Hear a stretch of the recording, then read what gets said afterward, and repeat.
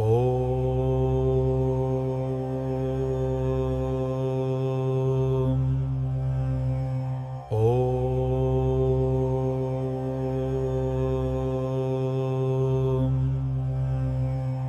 ఓం నమో వెంకటేశాయ. బ్రహ్మోత్సవాలు ఇప్పుడే ముగిశాయి, మనందరికీ తెలుసు.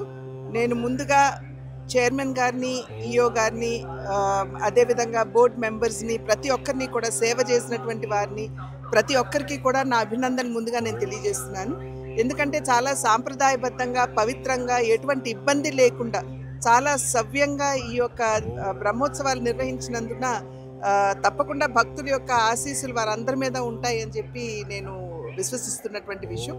అదేవిధంగా భక్తులందరూ కూడా చాలా క్రమశిక్షణతోటి, ఎక్కడా కూడా అటు ఇటు క్రమశిక్షణ రాహిత్యానికి లోను కాకుండా చాలా చక్కగా ఏ విధంగా ఇక్కడ ఉన్నటువంటి సిబ్బంది మీరు ఈ పద్ధతిని అనుకరించాలి అని చెప్పారో ఆ రకంగా వ్యవహరిస్తూ శాంతి భద్రతలు కావచ్చు, అదేవిధంగా ఇక్కడ ఉన్నటువంటి డిసిప్లిన్ కావచ్చు, ఎటువంటి భంగం వాటిల్లకుండా చాలా క్రమశిక్షణతోటి భక్తులు ఆ భగవంతుడి దర్శనం చేసుకున్నందున వారందరికీ కూడా నేను శిరస్సు వంచి ముందుగా నేను నమస్కరిస్తున్నాను.